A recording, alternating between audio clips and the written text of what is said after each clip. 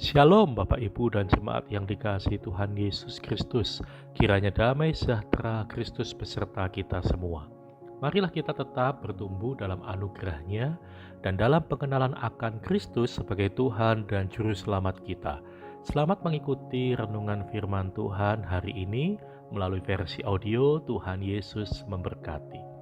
Renungan hari ini Senin 26 April 2021 dengan judul Seperti Kaki Rusa. Bacaan kita terambil dari kitab Nabi Habakuk pasal 3 ayat 17-19 yang berbunyi demikian. Sekalipun pohon ara tidak berbunga, pohon anggur tidak berbuah, hasil pohon zaitun mengecewakan, sekalipun ladang-ladang tidak menghasilkan bahan makanan, kambing domba terhalau dari kurungan, dan tidak ada lembu sapi dalam kandang. Namun aku akan bersorak-sorak di dalam Tuhan, beria-ria di dalam Allah yang menyelamatkan aku. Allah Tuhan itu kekuatanku, Ia membuat kakiku seperti kaki rusa, Ia membiarkan aku berjejak di bukit-bukitku. Bapak Ibu dan saudara sekalian, rusa Thomson atau sering disebut Gazelle Thomson adalah salah satu spesies rusa yang paling terkenal di Afrika Timur. Rusa ini dinamai berdasarkan penjelajah Eropa yang bernama Joseph Thomson, seorang ahli geologi dari Skotlandia yang merupakan orang Eropa pertama yang memasuki beberapa wilayah Afrika Timur, dan tulisan-tulisannya memberikan kontribusi luar biasa untuk pengetahuan geografis benua Afrika khususnya. Rusa Gazelle Thomson ini mempunyai tinggi kira-kira 55-82 cm dan panjang tubuh 80-120 cm. Meskipun bertubuh relatif kecil, gerakannya lincah dan lebih cepat dari pemangsanya seperti hiena, macan tutul, dan singa.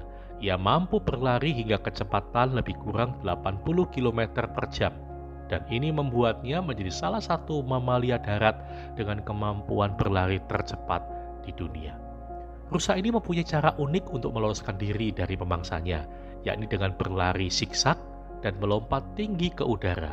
Begitulah kelangsungan hidupnya sangatlah bergantung pada kaki-kakinya yang ramping namun kuat itu. Bapak, Ibu, dan saudara sekalian, bacaan kita dari kitab Nabi Habakuk pasal yang ketiga ini secara umum dapat menjadi kekuatan yang besar bagi kita yang sedang menghadapi masa pandemi seperti sekarang ini, maupun di masa yang akan datang di mana kelihatannya keadaan belum juga membaik. Kitab ini mengajarkan kita untuk tidak pesimis, tetapi senantiasa optimis dan bersyukur dengan bersandar dan beriman penuh kepada Tuhan. Menyadari kekuatan Tuhan dan mengakui kedaulatannya, serta mengaku dengan jujur dan rendah hati akan segala dosa kita, akan mengajarkan kita seperti Nabi Habakuk yang mengakui Tuhan sebagai sumber keselamatan. Dalam perjanjian lama, kata keselamatan merujuk pada keutuhan hidup, material maupun spiritual. Melalui ungkapan Allah penyelamat, Habakuk ingin menyatakan bahwa seluruh hidupnya tanpa terkecuali dikuasai oleh Tuhan. Ia juga mengakui Tuhan sebagai sumber kekuatan. Pengalaman pribadi ini dinyatakan melalui kata ganti milikku dengan menyebut Tuhan Allah adalah kekuatanku. Habakuk menggambarkan pemberian kekuatan ini seperti kekuatan kaki rusa yang memang terkenal sangat cepat dan kuat ketika menaiki perbukitan terjal untuk membebaskan diri dari ancaman musuh yang mengejarnya. Habakuk mengakui bahwa yang memampukannya melewati penderitaan adalah karena ia memiliki hubungan dengan Tuhan. Ia berkata, Allah Tuhanku itu kekuatanku. Ia membuat kakiku seperti kaki rusa. Ia membiarkan aku berjejak di bukit-bukitku. Kiranya kita terus mendekat kepada Tuhan.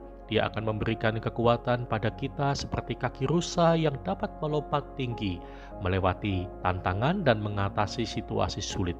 Kita pun dapat tetap berjejak di bukit-bukit masalah dalam kehidupan ini. Sudahkah kita memiliki kaki rusa yang kuat itu? Amin.